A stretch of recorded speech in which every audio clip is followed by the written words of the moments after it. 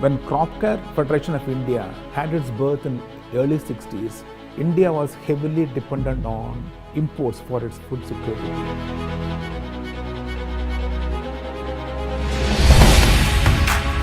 When India manufactures, the world has to stop. It is not just a slogan, but we have proved this in dozens of products.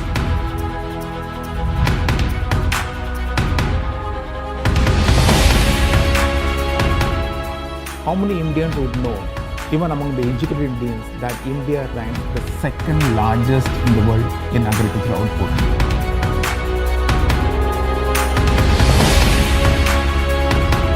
We never import any products, always that we manufacture the products using our own in-house technology.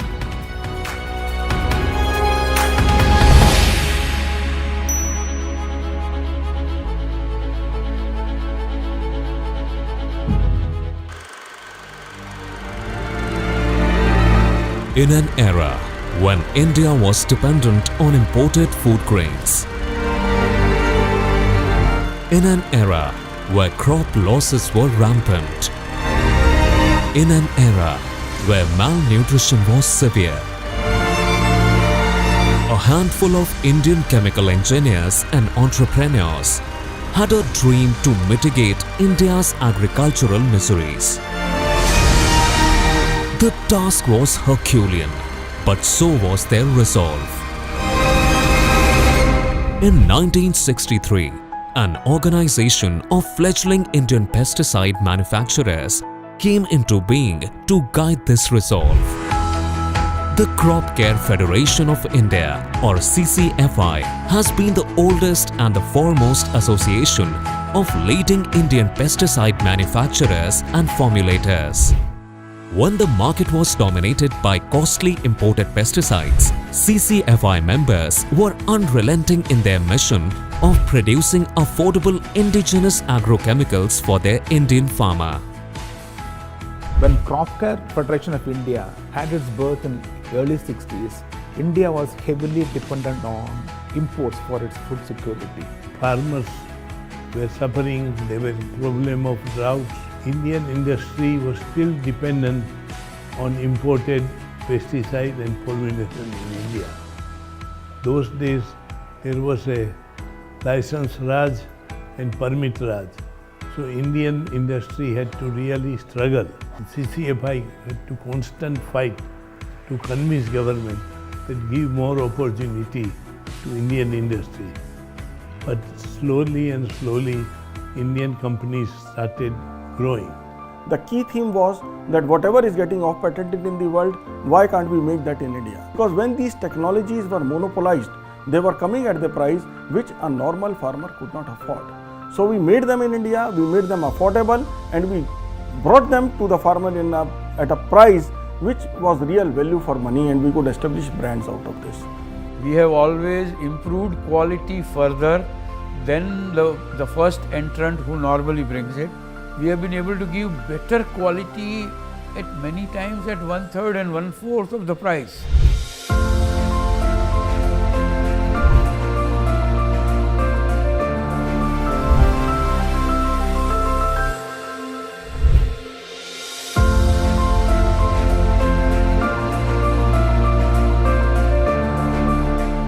When India manufactures, the world has to stop.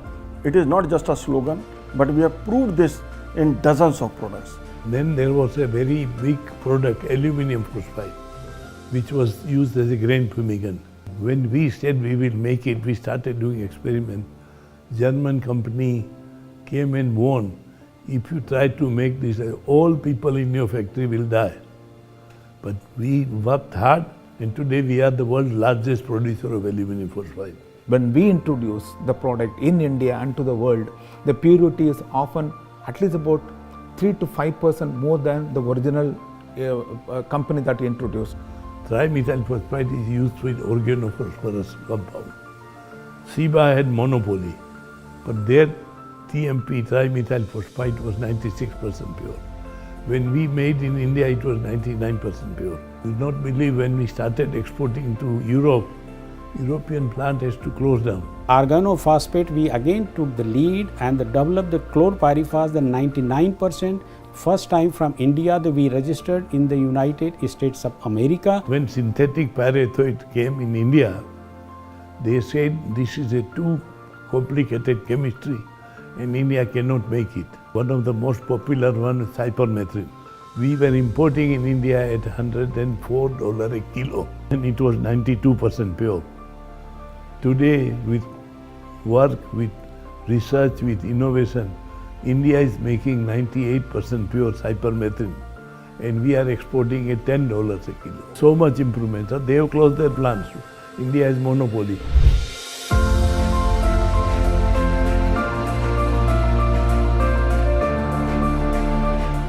Indian farmers are intelligent, they are hardworking and they learn very fast. We have many examples where farmers were struggling with yield. Within 1 year's training, education, he got a bumper yield. One of the focus area of work for CCFI has been and continues to be is telling the end user as to how to use the product so that they get the best out of the pesticides. This is really important. We are particularly working with the farmer in training him the judicious use of agrochemicals, how he has to cover his body, how he has to spray, what implements he has to use. Today, Indian farmers are using only 62,000 tons of pesticides. Now, this has to be seen in context. In case of European Union, they are using over 342,000 tons of pesticides. Yet their output, agricultural output, is just 50% of India's. So Indian farmers, thanks to their own innovation and the kind of learning they have, they get from industries, from scientists, from the government and all, they know the art of optimal use of pesticides to get the maximum output. So this is something very, very unique about this association, because the key team of our association has been engaged in conducting many such seminars, and now I am happy that many places people know our team by names, and our distribution of the kits particularly is very, very special for the farmer. Because the perception is different. The perception is that, oh, elsewhere the farmers are using much less. It is not. The world has to learn a lot from Indian farmers on the correct and optimal use of agrochemicals to get the best output.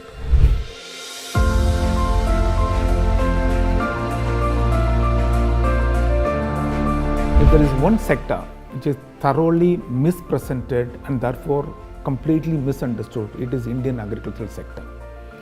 How many Indians would know, even among the educated Indians, that India ranks the second largest in the world in agricultural output? And the negative perception is by and large due to foreign funded NGOs activism in India.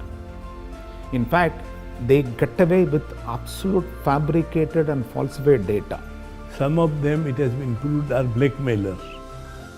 But Indian industry is not able to convince the authorities, because press and others want a publicity which is negative. So only solution is go and take these NGOs to the court. Once we get a result, then only the bureaucrats, the politicians and the public believes. Like we have seen in Sri Lanka, what happened actually? They went to an extreme. They said that we want to be organic state. So, but what happened? Everybody has seen. Because when you restricted the agrochemicals in totality and there were only biological or organic solutions, were they enough? They were not enough. They had to import the food from other countries and Sri Lanka went into crisis. In fact, CCFI has been fighting.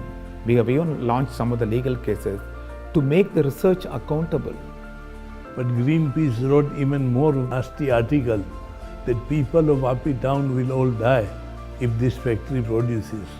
And we went to Chicago and filed a case against Greenpeace, which is one of the biggest NGO in the world. And we got a judgment of $2 lakh. So once we fight, we get it.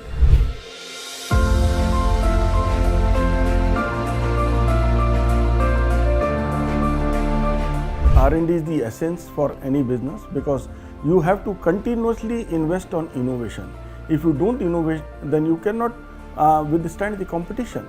You sit and talk to a bureaucrat or a politician or a scientist, their general feeling is that no, India doesn't do any R&D. Well, this is not really true. Gharda Chemicals Ltd is a R&D company. From the beginning, from the first day of inception, Gharda Chemical has practiced that make in India. We never import any products, always that we manufacture the products using our own in-house the technology. The best barometer for measuring R&D activity as a country is the number of patents which are being filed. If you compare the data point of the patents being filed 10 years ago and patents being filed now, the number of patents filing has gone up tremendously. We established a JV in the name of OIL, which is working on the new product discovery, and from this JV we have filed almost 11 patents and we have backed a few out of this. Whenever that we are developing the new process, then we are coming with the new chemical compositions and with the new set of the impurities, and that required basically the regulatory approvals from the Government of India. The registration is the mandatory, and Crop Care Federation of India by way of the licensing with the Government of India always that help in the framing the guidelines and helping in the registration of all these products for domestic use as well as for the export. Now, in the past 6 decades, a tremendous progress has been achieved. Today, India ranks second largest in agricultural output in the world, and Indian agrochemical industry has become the second largest exporter in the world. From 6th position 7-8 years ago, we have become second.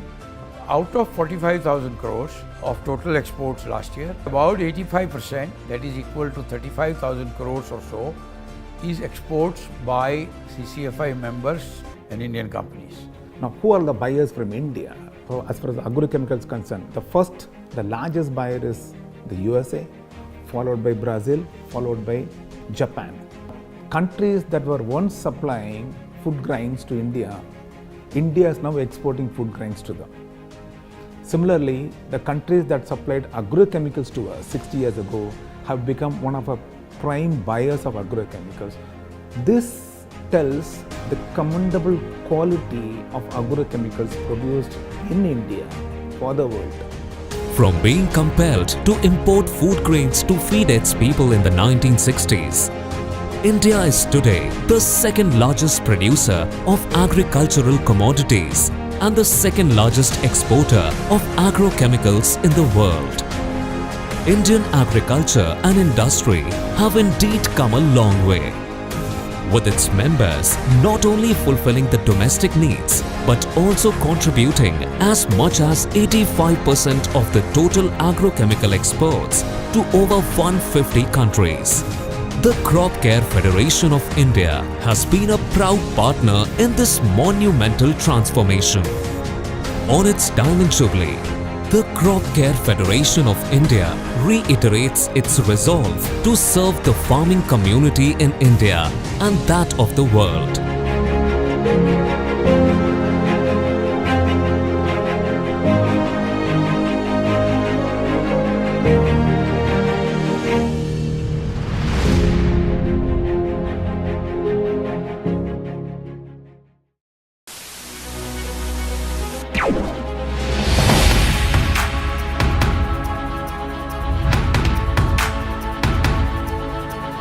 Seventy % of the global agricultural production comes from developing countries. These are all small farmers. They want high quality products at affordable price. That is the expertise of Indian industry. We want to convince government that all other countries in the world, they go out and out to support to local industry. But in India, we have very serious complaint that our Central Insecticide Board and Registration Committee, they have a tendency to support import. For the molecules that have already patent expired, 20 years have passed, and they have been used at least 8 to 10 years in other countries, and their safety profile has been proven. Why repeat all the tests again and delay? Today the molecule gets phased out in 8 to 10 years. Schemes like PLI, which is being discussed for many years from now, but nothing is given. So even if the minimum support is given to the industry, this industry can change the face of agriculture in a big way. If we take 5 to 6 years just to register, generate data and get it into the market, you have lost major part of the time, and hence there should be a procedure to register the product in less than 1 year, which is actually mandatory by Insecticide Act anyway. One strong suggestion, strong request from our industry to Government of India is that this foreign funded activism aimed at tarnishing the Indian agriculture and Indian agri-input industry must be put a full stop to. Indian scientists and Indian engineers are equal to the best in the world. All we need is remove the hurdle. Our export is about $5.4 billion. This export can easily double.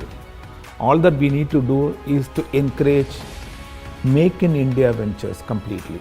If that is done, sky is the limit for this industry. Crop Care Federation of India, making in India, for India and for the world.